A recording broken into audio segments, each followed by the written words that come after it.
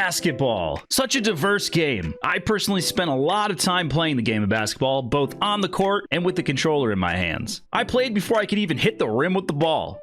Yeah!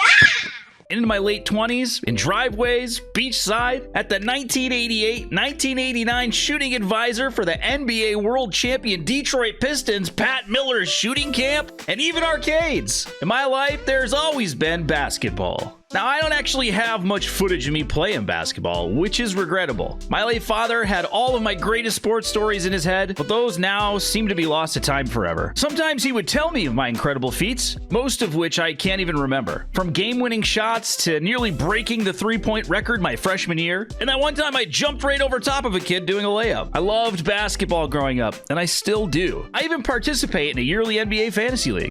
Nerd.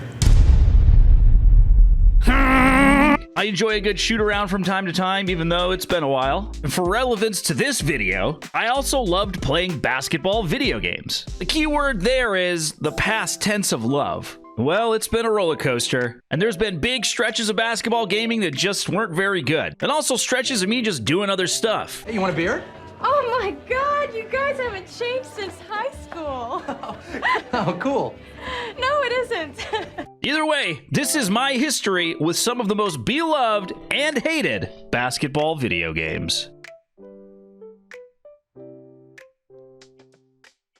I would have been only about 4 or 5 years old in March of 1994 when NBA Jam was released, so I don't have too many memories of playing it at an early age. I know I saw it around, but it's a pretty intense game for such a little kid. I didn't really appreciate it until later in life. As good as it was, and it certainly paved a trail or two for some other titles, there would be another game that ended up being my go-to basketball video game, and that was NBA Hang Time.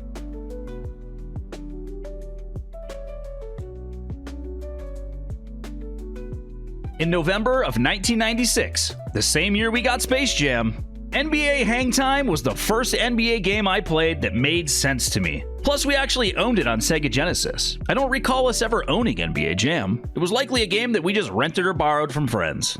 But Hang Time was ours. And Hang Time had it all.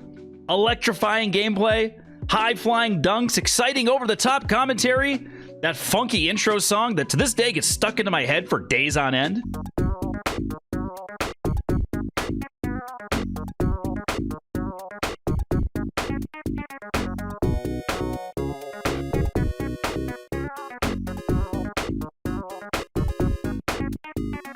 But most importantly, it had a create a character feature. Why was that so important? Well, I'm the youngest of 3 kids, so I shared the Sega Genesis with my 2 older brothers. You can imagine how mind-blowing it was back then that I could put in my PIN number and play continuously with my own character. My friends could come over and they would have their own characters, all with wacky custom heads and whatever color jersey you wanted. This game must have had thousands of hours played at my house over a decade. I played it even when I had a PlayStation 1 in my room, but we'll get to that later. After Hang Time, nothing ever clicked quite right. Sure, it's undeniable that NBA Jam is a great series and game, but it never hit the same way that Hang Time did for me. I can enjoy it to this day in an arcade, but when I'm at home, I want to play Hang Time. I did play Barkley Shut Up and Jam, which I thought was a really cool game as a kid.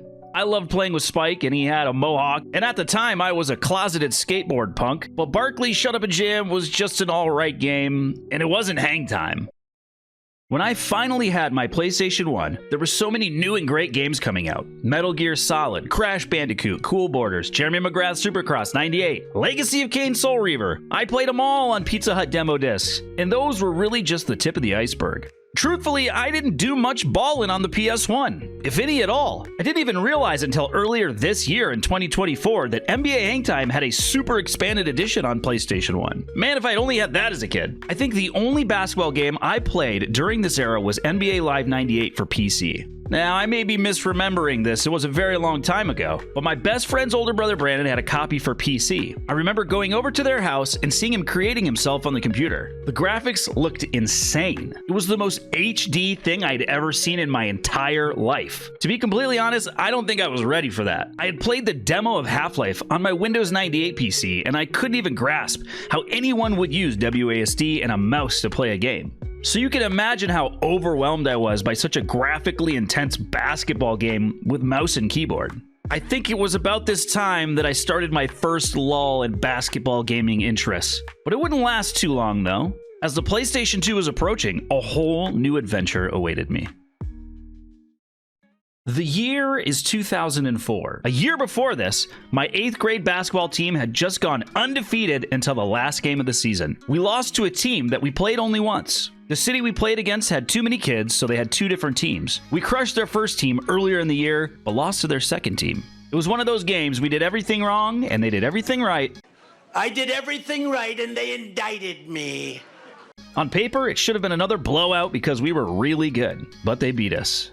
And then something happened my freshman year that really changed my attitude towards high school sports for the rest of my life. They took the 2 best players on our squad and moved them up to the sophomore team, leaving us as a fractured unit. We had a mixed year, if I recall correctly. I was a pretty decent 3-point shooter and received the MVP award at the end of the season. I had earned the nickname Big Steals, as I was very quick and excelled at picking off passes. But our team was lacking in depth. Those 2 players that had gotten moved up were no doubt a little bit more advanced than the rest of us to a slight degree. But I can't help but sometimes wonder what would have happened if that tinkering had never occurred. Would we have continued to crush every year? That kind of thing just soured me a little bit as an athlete. But during that adverse freshman season, there were rumblings in the locker room. NBA 2K5 was going to be the best basketball game ever made. And the Detroit Pistons, my local NBA team, had an insane season dominating the Spurs to win the NBA Finals. Honestly, I don't even remember if I asked for NBA 2K5 or not. I have sort of a complicated history with Christmas. We didn't have a ton of money growing up, and I knew that, so I have never really been super comfortable asking for specific Christmas gifts. It drove everybody crazy back then and probably still does to this day. Whether or not I asked for it or not, on Christmas morning in 2004,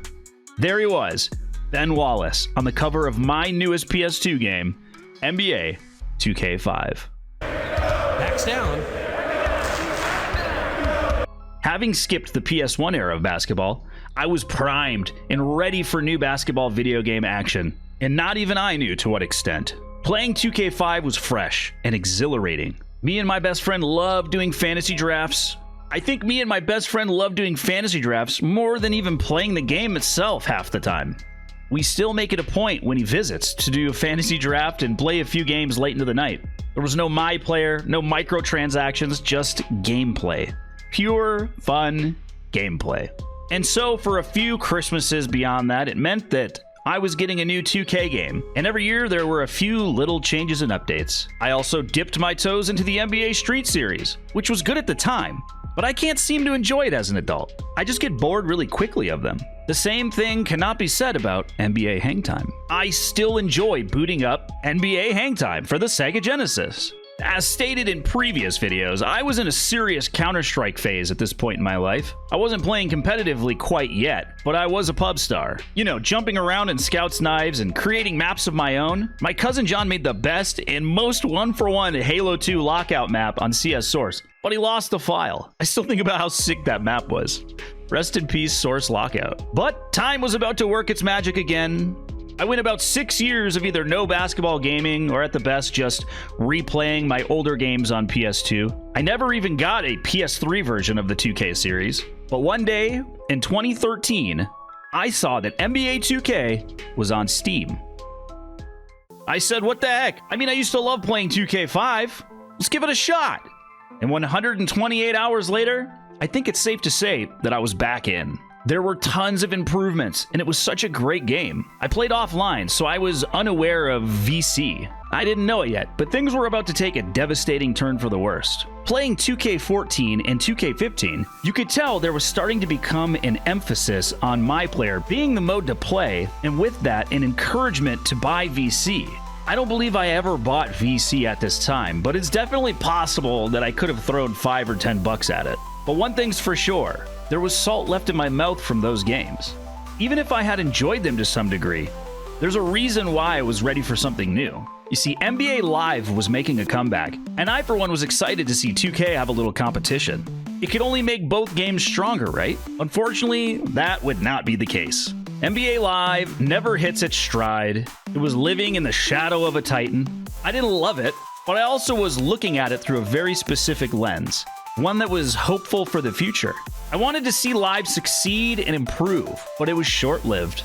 They put out a few games, but inevitably they bent the knee to the superior game in 2K. This little flash in the pan did not slow down NBA 2K at all. In fact, they had arguably leaned even more into the microtransaction-heavy path that they were going down. It's frustrating to watch a game that you've been playing for nearly 20 years end up where it is right now. On paper, NBA 2K is arguably the greatest sports game of all time. With thousands of animations, great graphics, and it runs like a simulation, has detailed story modes every year. I mean, you can literally immerse yourself into the NBA experience. But in reality, it's become a shallow and hollow shell of what it once was. It used to prioritize fun.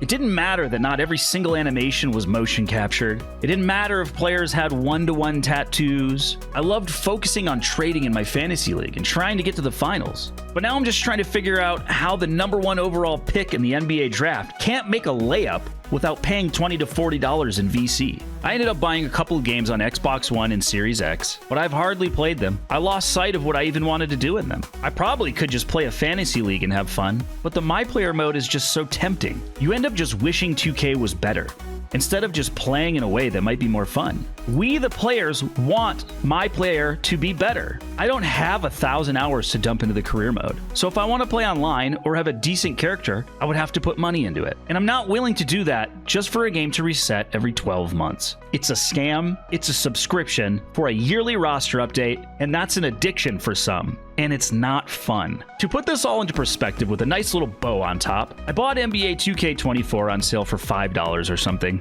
It's the latest copy, and I played it for 2 hours. It has 31,000 mostly negative reviews on Steam. It was glitchy, and it felt awful. My player was unable to score a layup, drain a mid-range shot, or complete a pass. I sat there knowing the path that lay ahead of me, grind to mediocrity, or pay to be playable, and I chose to uninstall. Well, I think it's time to wrap this video up. I don't play basketball games very much anymore. I haven't for a while, and it brings me absolutely no joy in saying that. I don't want to sound like some old curmudgeon. I don't think all new games are bad, and I genuinely embrace change. I only wish there was a competitor that could come in and shake things up. Until then, I'll be waiting and batting 300 and breaking the home run record in MLB The Show 24, which that game has got its own problems. Thank you as always for listening. This is all anecdotal, and it's a personal experience. I think if you enjoy something, you should just enjoy it.